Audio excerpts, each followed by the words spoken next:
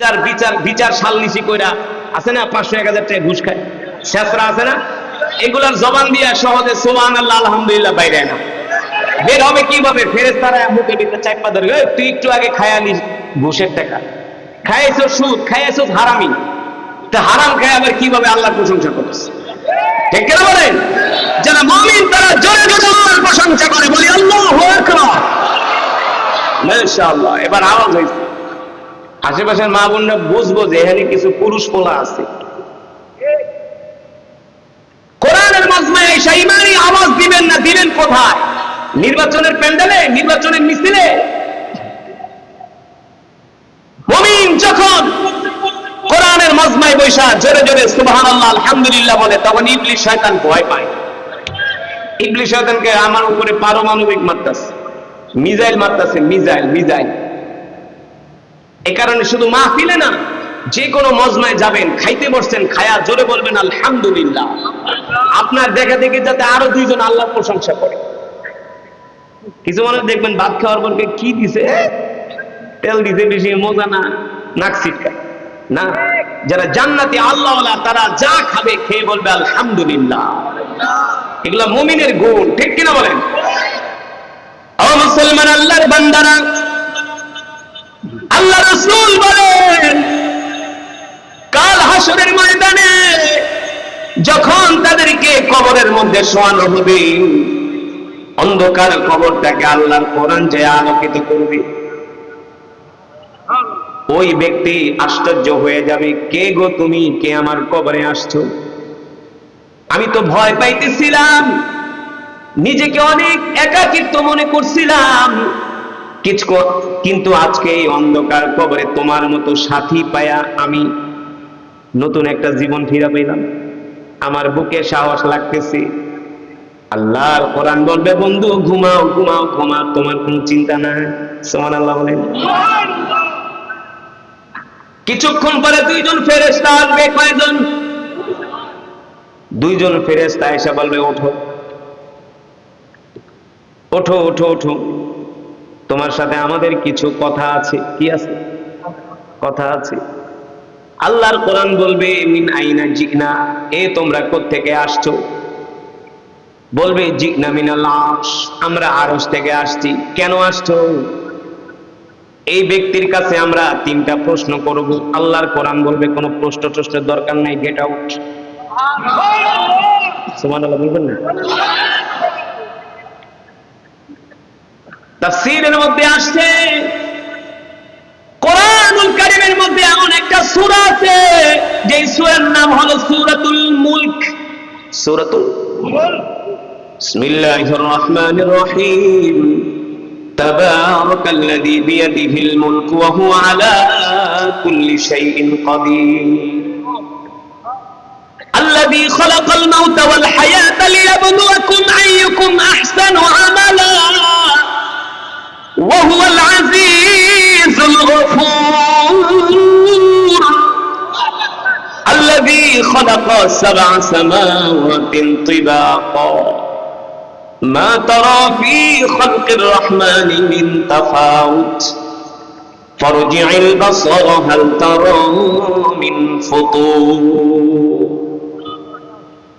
আল্লাহ নবী বলেন, কোরআনুল কারীমের মধ্যে এমন একটা সূরা আছে, এই সূরা যদি কোনো আমার উম্মত প্রতিদিন ইশারের নামাজের পরে তেলাওয়াত করে, কোন নামাজ? ইশারের নামাজের পরে যদি কেউ তেলাওয়াত করে, তার ইন্তেকালের পরে কবরের মধ্যে তার কোনো সওয়াল জবাবের প্রশ্নের উত্তর দেওয়া লাগবে না।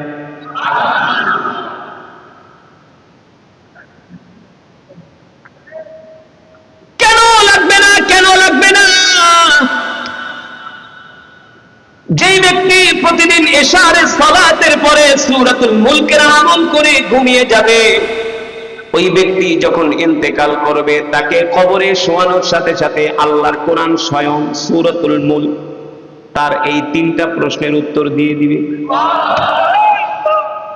এই সূরাটা যে আমল করবে, সে যখন মারা যাবে, কবরের মধ্যে শুয়া সে চিন্তা করবে, দুনিয়াতে না শুনছিলাম কোরআনে না পড়ছিলাম, হাদিসে না পড়ছিলাম, মৃত্যুর পরে দুইজন ফেরেশতা আসে প্রশ্ন করার জন্য।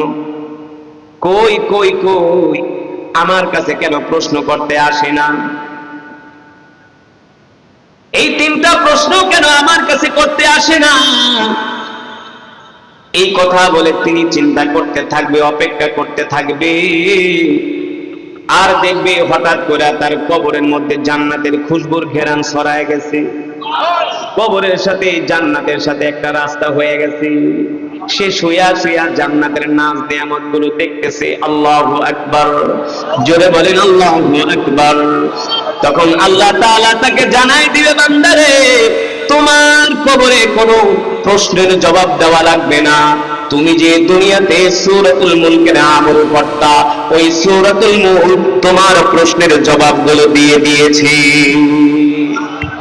এমনকি সূরাতুল মুলক বলে, কেউ যদি আমাকে আমল করে প্রতিদিন ইশারের নামাজের পরে, আল্লাহ তাআলা যদি তাকে জান্নাত না দেয়, তাহলে আমি আল্লাহ তাআলার সাথে ঝগড়া করব। কি করব? সূরাতুল মুলক বলে, বন্ধু তুমি যদি দুনিয়াতে আমাকে আমল করো, আমল, তোমাকে যদি আল্লাহ জান্নাত না দেয়, আমি আল্লাহ তাআলার সাথে ঝগড়া করব যে আল্লাহ তাকে জান্নাত কেন দিবেন না। সুবহানাল্লাহ, জান্নাত দিতেই হবে। আল্লাহু আকবার। কিন্তু দুঃখের বিষয় হলো, মুসলমান সূরাতুল মুলকের আমল তো করবে দূরের কথা, মুসলমান তো নামাজই পড়ে না,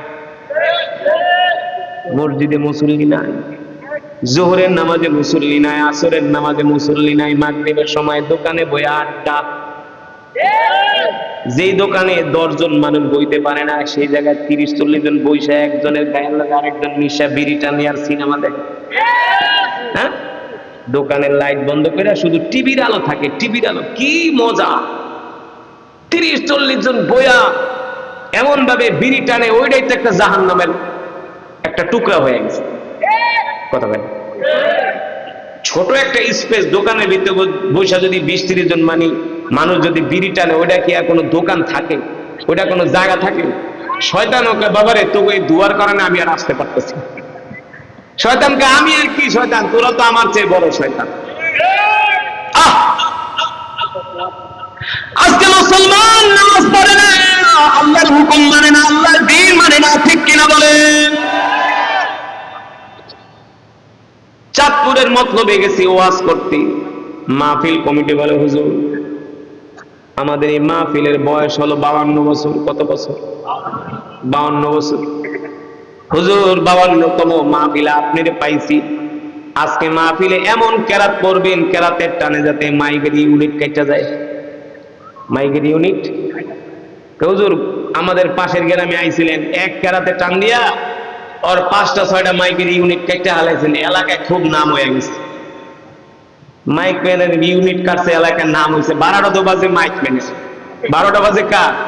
মাইক ম্যানের। কয় এলাকার পোলাপানকে, হুজুর আজকে এমন ইউনিট টান দিবেন, ইউনিট কাইটা যায় যাতে, তাইলে আমরা আপনার হুজুর পুরস্কার দিব। ভালোই তো।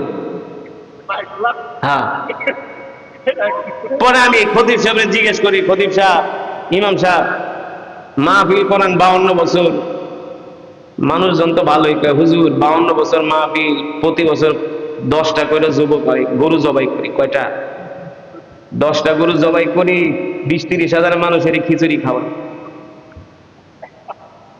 সারা রাত ব্যাপী মাহফিল। খুব ভালো কথা, সারা রাত ব্যাপী মাহফিল। তাই আপনার ইমাম সাহেব, আপনার মসজিদে শুক্রবারে কেমন মুসল্লি হয়? জুমার নামাজে। কোন নামাজে? কোন নামাজে? কথার উত্তর দিয়েন, কোন নামাজে? ইমাম সাহেবকে, হুজুর আপনি একটা কথা বললেন, জুমার নামাজে মুসল্লি হয় কি, আপনার আবার কই থইব? আমাকে কোন না, হুজুর লজ্জা দিয়েন না, পুরো আমার এলাকার মানুষ খুব নামাজি, মসজিদে বারান্দাও জায়গা দেওয়া যায় না, মাঠেও জায়গা দেওয়া যায় না, সব নামাজি, সব নামাজি। মাশাআল্লাহ। সেক্রেটারিটা মাঝে মাঝে অজুখানেও দাঁড়ায়। আমি বলি তাহলে তো খুব নামাজি। গ্রামের মসজিদে এসি লাগাই আলিছি, বোঝেন না? খুব দান সৎকার করে এটাকে বসে দেয়, কোনো কিছুর অভাব নাই। 52তম মাহফিল, বোঝেন না আপনি? আচ্ছা, তো ঠিক আছে, জুমার নামাজে আপনার মুসল্লি জায়গা দিতে পারেন না, বারান্দাও দাঁড়ায়, অজুখানায়ও দাঁড়ায়। ফজরের নামাজের কি অবস্থা? কোন নামাজ? কোন নামাজ? ইমাম সাহেব আর কথা কয় না, কই হুজুর আর কিছু জিগায়েন না। আমাকে কে এতক্ষণ না পটর পটর করছেন? আপনার মুসল্লি খুব ওয়াজ শুনে একেবারে ওয়াজ শুনে সারা রাত। হুজুর আর লজ্জা দিয়ে নামকে কেন? কোন ফজরের নামাজে কয়জন মুসল্লি হয়? হুজুর 80 ঘরে খাই। কয় ঘরে? 80 ঘরে 8 জন মুসল্লিও ফজরে হয়। আপনাদের এলাকার মসজিদের অবস্থাও কিন্তু এর চেয়ে অত বেশি ভালো না। কি হুজুর? অত ভালো না, চুপ করে আছে, অত ভালো না।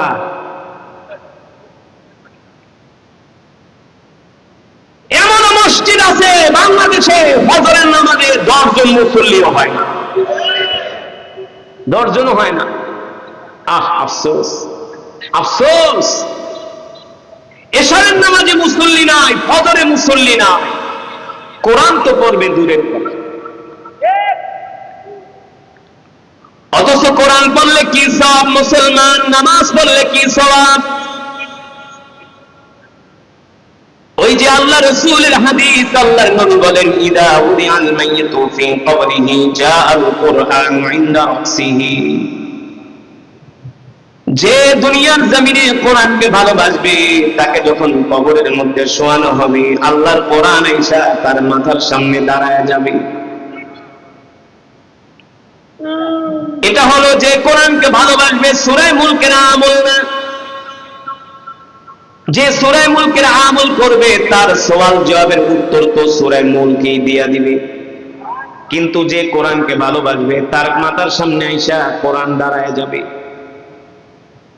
2 জন ফেরেশতা আইসা তাকে প্রশ্ন করতে চাইবে। আল্লাহর কোরআন বলবে কোত্থেকে আসছো? বলে আরশ থেকে। বলে চলে যাও, তোমাদেরকে প্রশ্ন করার অনুমতি দেওয়া হবে না।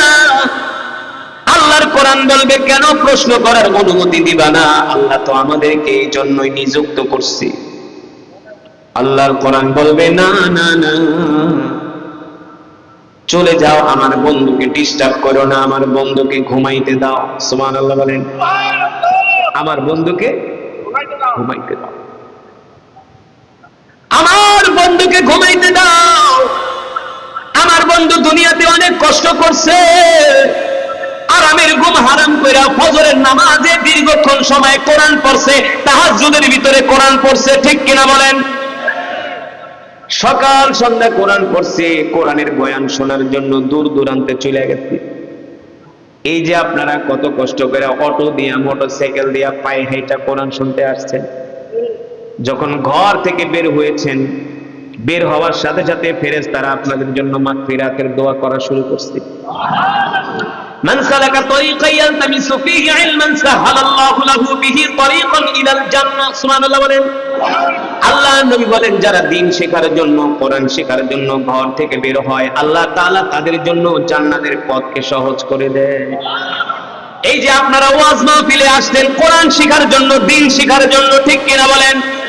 প্রতিটা কদমে কদমে আল্লাহ তাআলা আপনাদের আমলনামায় নেক লিখতেছে। সুবহানাল্লাহ বলেন। খুশি নাকি বেজার? শুধু এখানে শেষ না রে বন্ধু। যখন আল্লাহ তাআলা হাসরের মাঠ কায়েম করবে, তখন ওই যেই ব্যক্তি কবরে শুয়ে ছিল, আল্লাহর কোরআন যাকে পাহারা দিছে, এবার আল্লাহর কোরআন বলবে বন্ধু ওঠো ওঠো, আর ঘুমায়ো না। তোমার আসলে এখানে ঘুমানোর জায়গা না, তোমার আসল বাড়ি হলো কোথায়? কবর। তোমার আসল জায়গা না, ঘুমানোর জায়গা না। সে তো মনে করছে কবরে শুয়ে শুয়ে জান্নাতের ঘেরান পাইতেছে, জান্নাত দেখতেছে, এটাই শান্তি। আল্লাহর কোরআন বলে না, শান্তি আরো আছে, সামনে কদম বাড়াও, শান্তি আরো আছে। সুবহানাল্লাহ বলে। এবার আল্লাহর কোরআন তাকে নিয়ে যাবে মিজানের পাল্লার কাছে। ফেরেশতারা বসে আছে নেক আমল পাল্লায় দেওয়ার জন্য, পাল্লা নিয়ে বসে আছে। তার নেক গুলো পাল্লার মধ্যে দিয়া ওজন দিবি। আল্লাহর কোরআন বলবে মিজানের পাল্লার ফেরেশতারা শোনো, তার নেক গুলো পাল্লায় দেওয়ার দরকার নাই। বলে কেন? বলে আমি আল্লাহর কোরআন তার সাথে আছে। একটা উদাহরণ দিলে বুঝবেন। আপনি যদি সরকারি কোনো বড় প্রোগ্রামে যান, আপনার সাথে যদি দুইজন পুলিশ থাকে, পুলিশ বলবে সে প্রধানমন্ত্রীর খাস লোক, কোনো তাকে কোনো চেকিং ঠেকিং করার দরকার নাই, তল্লাশি করার দরকার নাই, সার্চ করার দরকার ছাইরা দেন। দেখবেন অন্য পুলিশ সিলট দিয়ে কোনো স্যার যান। তো আল্লাহর কোরআন যদি তার সাথে থাকে, ফেরেশতাদের সাহস আছে নাকি তাকে জিজ্ঞেস করা? আছে। কোন বুঝতে পারছেন উদাহরণটা? বুঝতে পারছেন? যখন তাকে আবার পুলসিরাতের কাছে নিবে, পুলসিরাতের পোল দেখা ভয় পেয়ে যাবে। কেন ভয় পাবে না? পুলসিরাত এমন একটা পোল, যে পোল থেকে 1000-এর মধ্যে 999 জন সিটকে জাহান্নামে পড়ে যাবে। এমন একটা পুলসিরাতের পোল, ওই পোল দেখা সে ভয় পেয়ে যাবে। আল্লাহর কোরআন বলবে, বন্ধু ভয় পেও না, ভয় পেও না, আমি তোমার সাথে আছি, তোমার হাতটা আমার হাতে দাও। যখন তার হাতটা আল্লাহর কোরআন ধরবে, এক মুহূর্তের মধ্যে পুলসিরাত পার হয়ে জান্নাতে ঢুকে যাবে। এবার জান্নাতে ঢোকার পরে হুর আর গেলমানরা তার জন্য শরবত নিয়ে দাঁড়ায় থাকবে। সুবহানাল্লাহ বলবেন না? কি নিয়ে দাঁড়ায় থাকবে? ফেরেশতারা তাকে ফুল দিয়ে অভ্যর্থনা জানাবে। তার জন্য শরাব নিয়ে, শরবত নিয়ে হুর আর গেলমানরা দাঁড়ায় থাকবে আর বলবে, আসো আসো আসো, আল্লাহর মেহমান আসো, তোমার জন্য আজকে সুসংবাদ। তুমি যে দুনিয়াতে কষ্ট করছো, এই জন্য তোমার জন্য আল্লাহ তাআলা জান্নাতটা রেডি করে রাখছে। সুবহানাল্লাহ বলেন। যখন আল্লাহর কোরআন তাকে জান্নাতের মধ্যে ঢুকায় দিবে, এবার প্রশ্ন করবে, বন্ধু আমি যখন কবরের মধ্যে একা একা শুয়েছিলাম, এত ভয় পাইতেছিলাম, নিজেকে একাকিত্ব মনে হয়েছিল, আমার নিজের কাছে এতটা অসহায়ত্ব মনে হয়েছিল, তুমি আমাকে কবরের মধ্যে সঙ্গ দিছো, আমার কবরটাকে আলোকিত করছো, তুমি আমাকে পাহারা দিয়া দিয়া আল্লাহর জান্নাত পর্যন্ত পৌঁছে দিছো। ও বন্ধু, তুমি যদি আজকে আমার সাথে না থাকতা, আমি তো বিপদে পড়ে যেতাম। আমরা যখন বিদেশে যাই, অনেক দেশে যাই, নতুন দেশ, এয়ারপোর্ট ভালো করে চিনি না, তখন অনেক বাঙালি আসে, প্রবাসী, আইসা বলে, হুজুর আসসালামু আলাইকুম। হুজুর আপনাকে তো চিনি, আমি আপনার ভক্ত। হুজুর কোথায় যাবেন? বলে অমুক জায়গায় যাবো। বলে হুজুর চিন্তা করে না, আসেন, আমি আপনাকে পৌঁছায় দেব। শুধু আমি না, আপনারাও যদি অপরিচিত জায়গায় একটা পরিচিত লোক গেছেন, মনে করেন মালয়েশিয়া কুয়ালালামপুরে যায়, কিছুই চিনেন না, ইমিগ্রেশনে আটকাইছে আপনারই, তখন যদি একটা দেশি লোক পান, ইমিগ্রেশন ছাইরা দিতে, এখন আপনি বের হবেন, কোন জায়গায় গাড়িতে উঠবেন কিছুই জানেন না, চিনেন না, বাড়ি আপনার কটিয়াদি, কিশোরগঞ্জে, আর একটা লোক আইসা ডাক দিয়ে বলছে, ভাই দেশের বাড়ি কে? বলে কিশোরগঞ্জ। কোন থানা? বলে কটিয়াদিকে। আমার বাড়িও তো কটিয়াদি। এই কথা কইতে দেরি আর তার হাত ধরে রাখা, আপনি তো আমার দেশের ভাই, আপনি আমার। তখন তার বুকে একটা সাহস লাগে, লাগে কি লাগে না? বুকে একটা সাহস লাগে। তখন দেশের ভাই বলে, ভাই চিন্তা করেন না, আমি আপনাকে আপনার জায়গা পর্যন্ত পৌঁছে দিয়ে আসবো। ঠিক আল্লাহর কোরআনে বলবে, বন্ধু চিন্তা করো না, পেরেশান হও না, আমি তোমাকে আল্লাহর জান্নাত পর্যন্ত পৌঁছে দিয়ে আসবো। আল্লাহু আকবার। যখন তাকে আল্লাহ তাআলার জান্নাতের মধ্যে ঢুকায় দিবে, জান্নাতের নাজ নিয়ামত দেখে সে অভিভূত হয়ে যাবে, পুলকিত হবে, আনন্দিত হবে। তখন আল্লাহর কোরআনকে ডাক দিয়া বলবে, বন্ধু আজকে যদি আমি তোমাকে না পাইতাম, তাহলে তো আমি অনেক বড় ক্ষতিগ্রস্তের মধ্যে পড়ে যেতাম, অনেক বড় বিপদে পড়ে যেতাম। ও বন্ধু, কি তোমার পরিচয়? কি তোমার পরিচয়? তোমার পরিচয়টা আমাকে দাও। তখন আল্লাহর কোরআন ডাক দিয়া বলবে, বন্ধু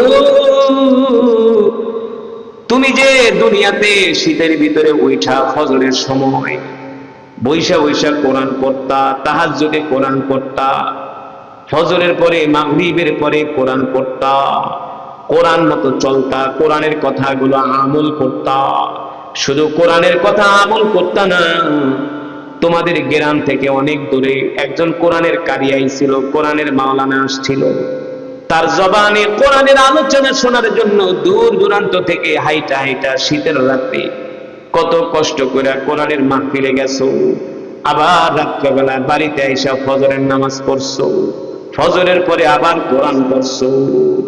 তুমি কোরআন পড়ার পরে কোন গুনার ধারে কাছেও যাও না। ও বন্ধু, তুমি দুনিয়াতে আমি কোরআনকে ভালোবাসছো, এই কারণে আজকে আমি কোরআন তোমাকে কবরে আইসা পাহারা দিয়া দিয়া আল্লাহর জান্নাত পর্যন্ত পৌঁছে দিলাম, আল্লাহর জান্নাত পর্যন্ত পৌঁছে দিলাম। এবার আল্লাহ তাআলার জান্নাতে থাকো, সুবহানাল্লাহ বলেন। আল্লাহ তাআলার জান্নাতে থাকো, সে জান্নাতের ভিতরে ঢুইকা এদিক সেদিক তাকাবে, বলবে আল্লাহ এত সুন্দর জান্নাত, দুধের নহর। কিসের নহর? দুধের